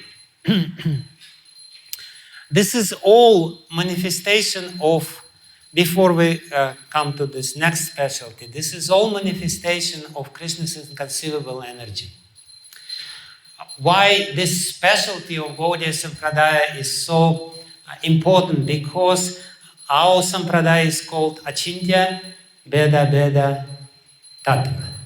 So this Achintya Bheda Bheda Tattva, this Agatana Gatana Patiyasi Shakti, inconceivable energy, this is all explanation how the inconceivable energy of the Lord is manifesting itself in different dhammas, manifesting different forms of the Lord, different names of the Lord, and different moods and everything else, and how she arranges different līlās. So the next point is that the parikaras of Krishna, the nature of his associates. And again, there is a hierarchy. It is said just very briefly that, three types of parikaras, three types of associates of Krishna: his parents, his friends, and his girlfriends. They are the manifestation of different energies of Krishna. His parents, the manifestation of Adara Shakti of Krishna. His friends is the manifestation of Krishna himself, and his girlfriends and queens in Dwaraka, the manifestation of Svarupa Shakti of Krishna. So different energies or different ways of producing these associates of Krishna is there also explained. And also I forget to say that dhammas they exist in three different states. Each and every dhamma of Krishna, each and every abode of Krishna exists in three different states, in prakat, bhauma, and aprakat. So this will explain separately. And then līlā-tattva. This is all See, this is all these tattvas. Kṛṣṇa-tattva we have to understand, bhakti-tattva we have to understand, dhamma-tattva we have to understand, parikāra-tattva we have to understand, shakti-tattva we have to understand, and then līlā-tattva is there. Again, very beautiful līlas are, the explanation of the līlas which are there in the 10th canto of Śrīmad-Bhāgavatam, given by Gaudiya Vaishnava Acharyas, nobody else gives. Completely unique explanation. How again this inconceivable energy of the Lord works in the minutest details, and how we should meditate on these līlas. Līlā-tattva includes two methods of meditation on the līlas. Mantra upasanamai and svarasiki upasanamai. So how that's another point. And then, of course, then three more points. Three more points of the specialty of Śrīmad-Bhāgavatam and the explanation of Gaudiya Vaishnava Acharyas of Śrīmad-Bhāgavatam. That's, of course, Aishwarya and Madhurya of Krishna. How they intermingle with each other. How they interact with each other, and how this interaction creates all these different varieties of Krishna's parikāras, Krishna's līlas, Krishna's abodes, Krishna's forms, and Krishna's relationship. How this mixture of Aishwarya and Madhurya facilitate this. And then, of course, the crowning point of it is that parakya versus svakya. That parakya rasa or parakya relationship is the highest rasa, which is there. And the parakya is sarva rasa sāra. How this parakya or a legal relationship is the essence of all rasas. As we sing in this song about Vrindavan or parikrama of Vrindavan. So parakya rasa, the best of all rasas. And why parakya should be there? It's unheard of. And actually, Caitanya Mahāprabhu had to be very bold to explain this in a very explicit way. Sukadeva Goswami is explaining it and he's downplaying it. Rupa Goswami, he's explaining very explicitly, following Sri Caitanya Mahāprabhu. Why? There is a historical incident. Even after Caitanya Mahāprabhu, I believe it was in 17th century. In 17th century, in Jaipur court, there is still a record that somebody was executed because he was explaining Śrīmad-Bhāgavatam from the parakya point of view. The parakya was considered to be completely immoral. And to explain Śrīmad-Bhāgavatam from this point of view would be a criminal offense. it could be, I don't know if he was executed or was severely punished, but there are such instances out there. India was so strict. It's not modern India. It's not, internet India. High-tech India. It's a completely different culture. So Caitanya Mahāprabhu, he is explaining this parakya rasa and how it is the highest and why it is the highest. Why it is higher than svakya. And again, not many people understand it properly. And for us to understand it properly, we have to be in a very humble mood. Otherwise, I regularly receive letters. And people are still, the ISKCON followers, they're bewildered. They say, how is that? It's so gross, the whole thing. I cannot just understand how it goes on. What's going on there in Vrindavan? What a scandal goes on there. So it is difficult. Don't downplay. Don't misunderstand it. It's not easy to understand it properly without this. And then, of course, the last point, but not the least point, is that Srimati Radharani is the highest. How is that possible? Even in Vallabha Sampradaya, they revere Srimati Radharani and they speak, these beautiful verses. But they say, Srimati, there are 4 queens of Krishna, 4 favorite queens of Krishna, according to Vallabha Sampradaya. Who are they? Radharani is there, Chandravali is there, Yamuna is there, and Lalita is there. 4 of them.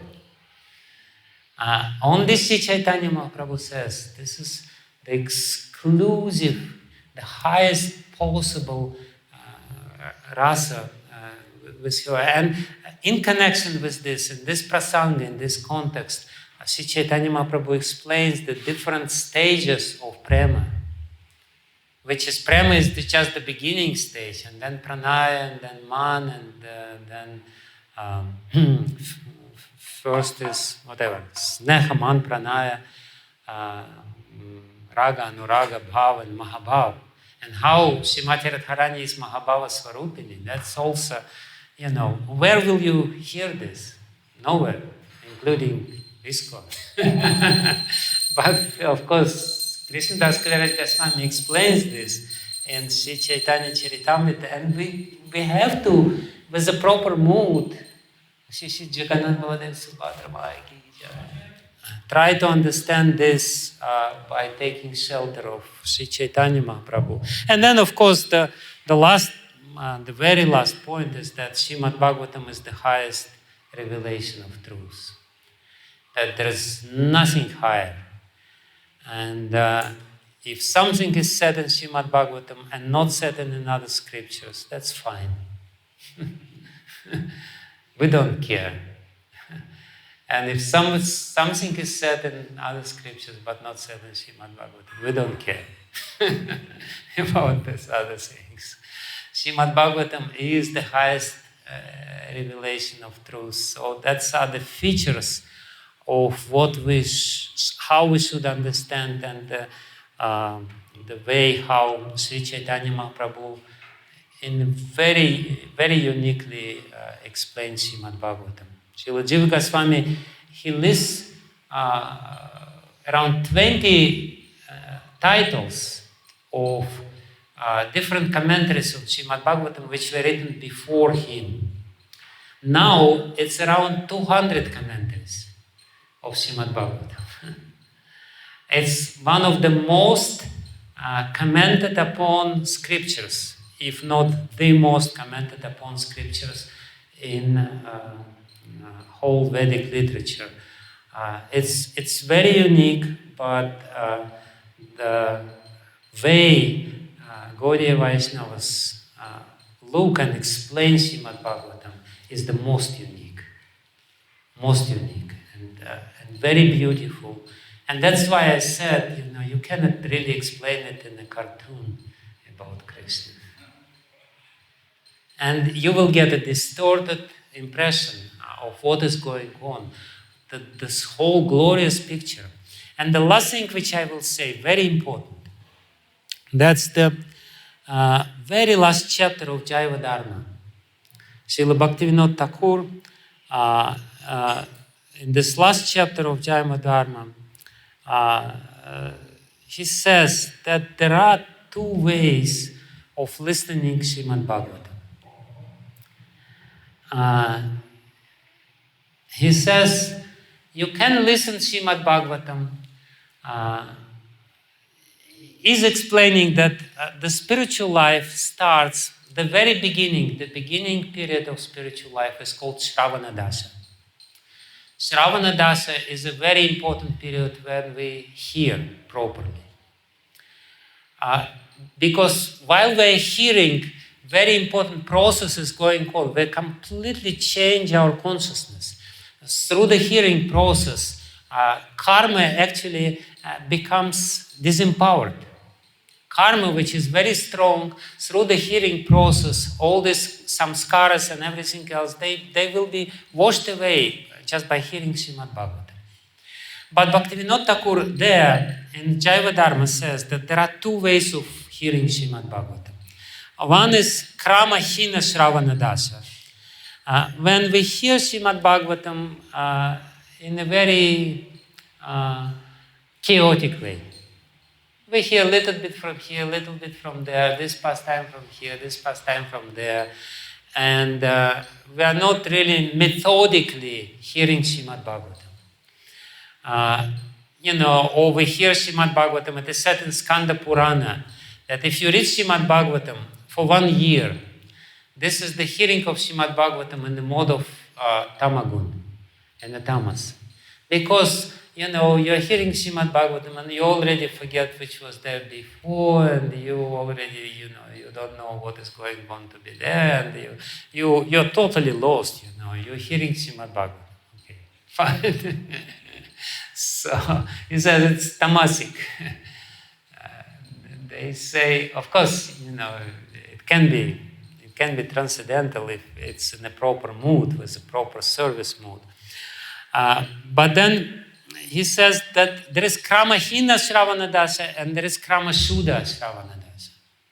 And what is krama-shuddha Shravanadasa? This is when we hear, I will read this. Krishna Lila should be heard in a proper sequence with resolute, enlightened intelligence by a soul thirsting to augment rasa. Then such focused hearing becomes conducive to the actual evocation of rasa. The rasa becoming evoked in the heart. If we hear Śrīmad-Bhāgavatam in a proper sequence, it means that with the proper understanding of what's going on.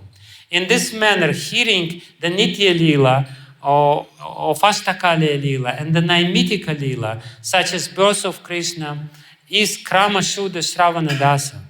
The path of bhajana, constant engagement in this krama-shuddha Shravana, is essential for the proper and successful unfolding of bhakti rasa.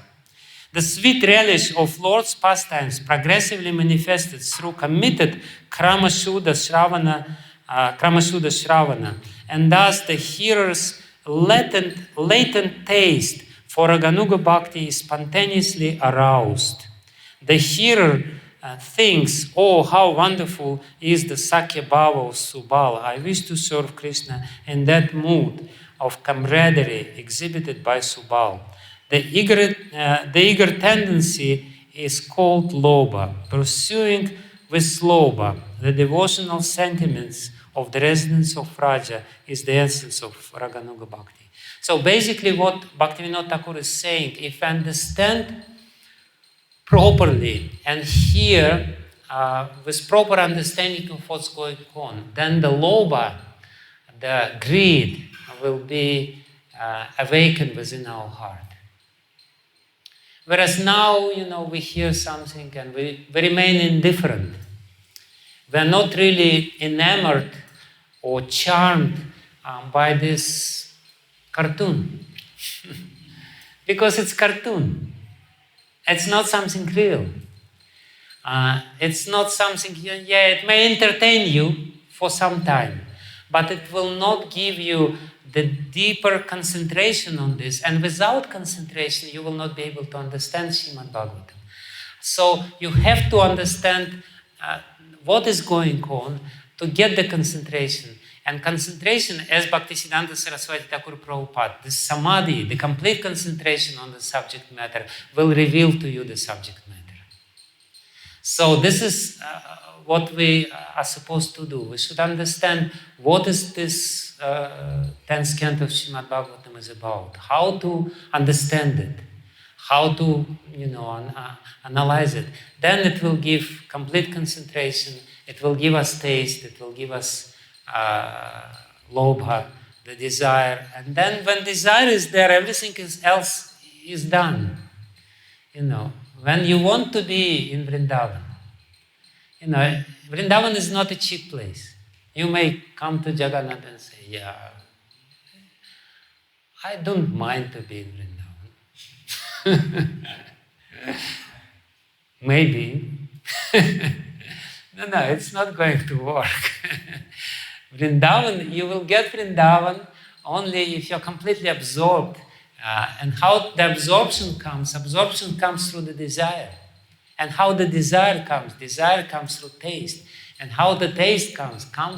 The taste comes if you hear somebody who has the taste. And if you hear somebody who has the taste and who explains all these beautiful subtleties of the līlās of Krishna, beautiful workings of his inconceivable energy, how it's displayed, then you will say, yeah, far out. I want to be there. I don't want to remain in Bangalore for another few thousand lives.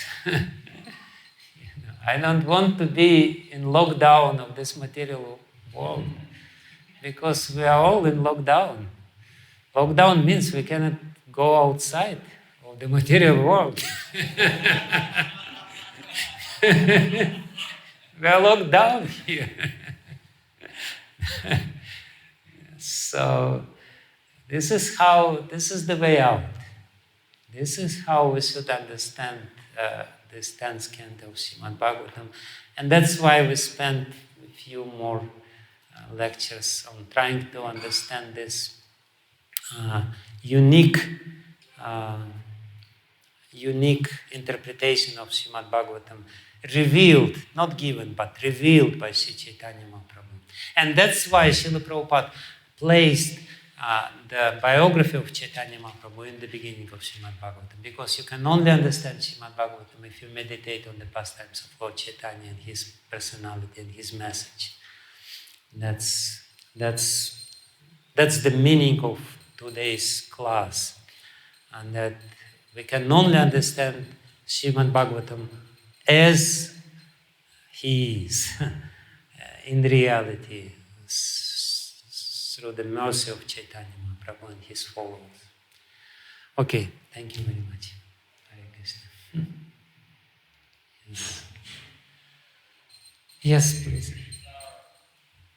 We are taking questions from there. We have questions there too. Okay, couple of questions I can answer. Yeah, okay, we'll take a couple of questions. Yeah, please, what are the questions? Are we taking the questions first from the devotees there in Bangalore? We can do that. Okay. Thank you, Maharaj, for a wonderful class, for setting the foundation of how to hear Śrīmad-Bhāgavatam and listen to Śrīmad-Bhāgavatam. So, Maharaj, regarding you were telling about Brahmaji's pastime, that you told about Yogamaya Shakti, that only when the message Yogamaya Brahmaji would understand what is Vrindavan. Or when and Vrinda Devi also mentioned, when we hear about these personalities, like Yogamaya Shakti, Vrinda Devi, or Subhadra Devi, Bhakti Devi. So, in one sense, Purnamasi. So in one sense, their functions appear to be the same. But is there any difference, or are they same? Yeah, there is difference. There is Yogamaya Shakti, and she manifests herself as Purnamasi in Vrindavan, as an old ascetic woman with little grandson, Madhumangal, as the mother of Sandipani Muni in Krishna's Līlās. And she's in charge of all the Līlās in Vrindavan. But because it's not proper, it would be rasa-bas if she would also be too much intimately involved in Krishna's intimate pastimes with the girls of Vrindavana. She makes her own expansion, and Vrinda Devi is the expansion of Yogamaya Shakti, who is Purnamasi, specifically for this amorous pastimes of Krishna. So they are the same personality, but with some specialty. Yogamaya is just general understanding. For the pastimes of Krishna in Vrindavan, she takes form of Purnamasi Devi, and for the amorous pastimes, to facilitate amorous pastimes and arrange them and be involved in them, she comes as a Vrinda Devi. And Subhadra? And Subhadra is outside, she's in Dwarka. Yes. No, she's not. That's expansion in Dwarka. And Bhakti Devi is Śrīmati Radharani? Bhakti Devi Śrīmati Radharani Shakti. Maharaj, you explained about two tattvas that we need to understand. like kṛṣṇa-tattva and the līlā-tattva and all that. So in that you also mentioned pracāre-tattva. Is it the same or what is it? Yeah, it's connected. Yeah, we have to understand the real nature of parikaras. Again, like if you ask anyone on the street, they will all know Krishna. And if you say whose son is Krishna, they say whose son is Krishna? Vasudeva and Devaki, right?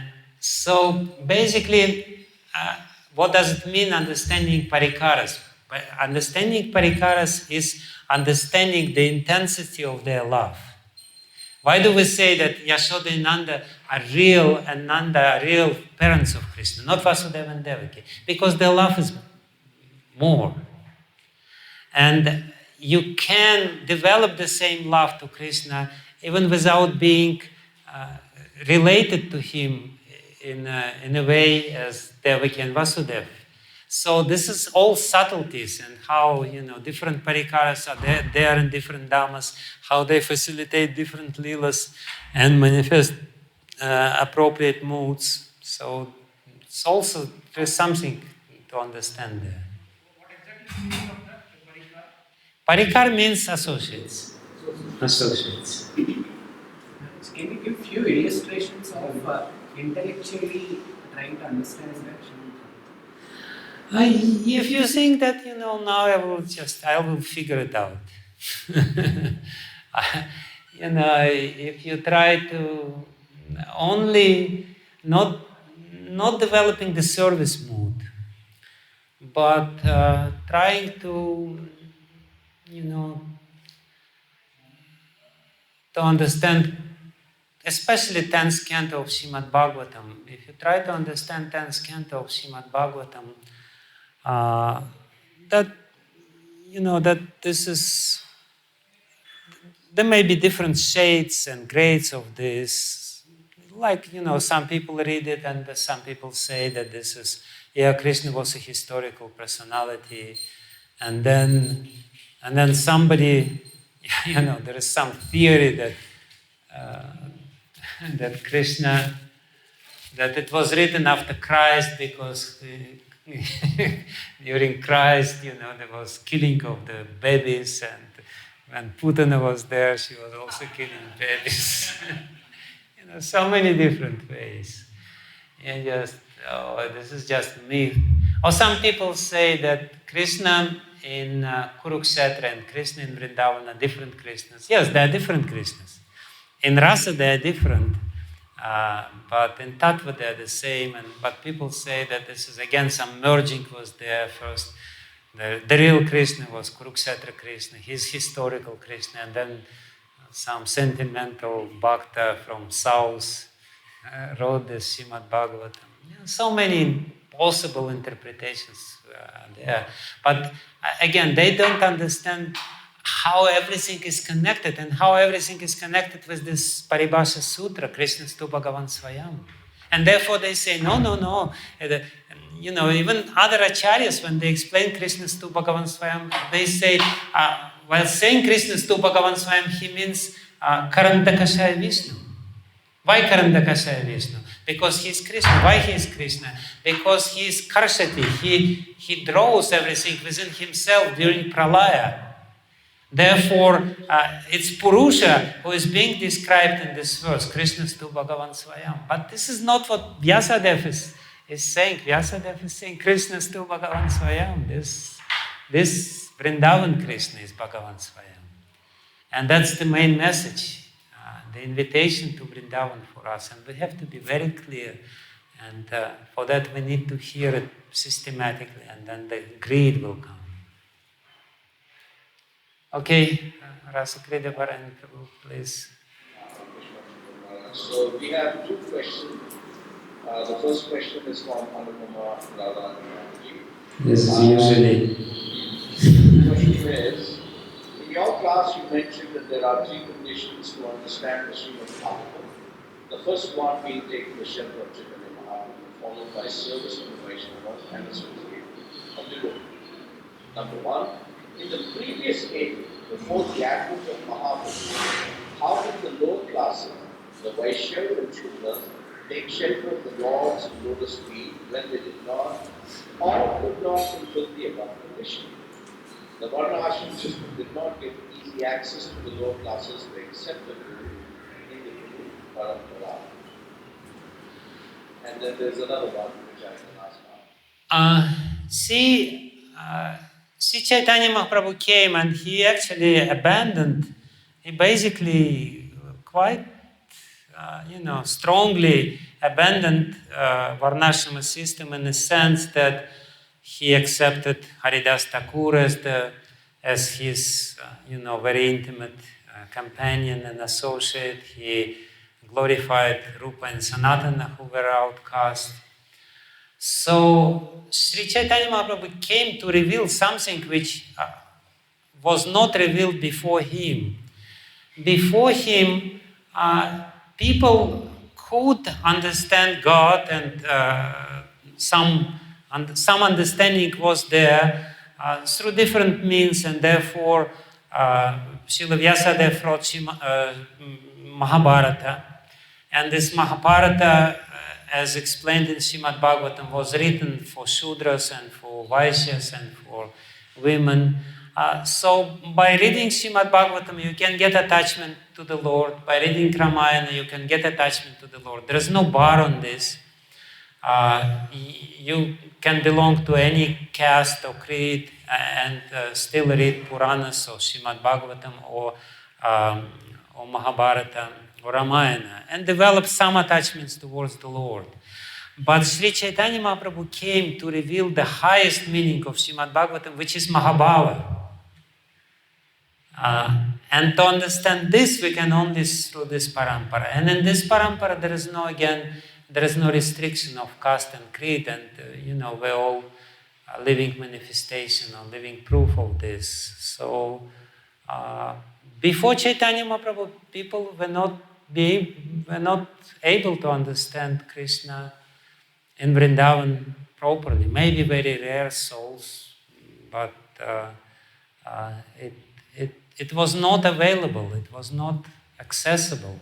This meaning was there, but it was not accessible to people. Maharaja Pariksit could do it because he heard it directly from Sukadeva Goswami, but others, and that's why Caitanya Mahāprabhu came.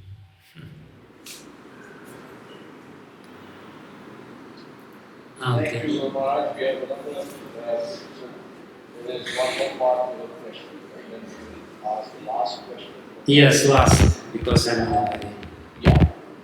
Yes. The second one is, at the present time, we see that some people are devotees of Lord Krishna without accepting the Guru in the disciplic succession. Do these devotees get Krishna name without accepting the Guru? No. How important is it to accept the Guru? No, it's not possible to get Krishna prema. It's not possible even to get nishta if you don't have Guru. You can practice it, but even to get nishta, you have to become more humble than the blade of grass. And how it is possible without Guru? So I have to run. Thank you very much. So. No. Next time. Somebody is waiting for me. I'm already late.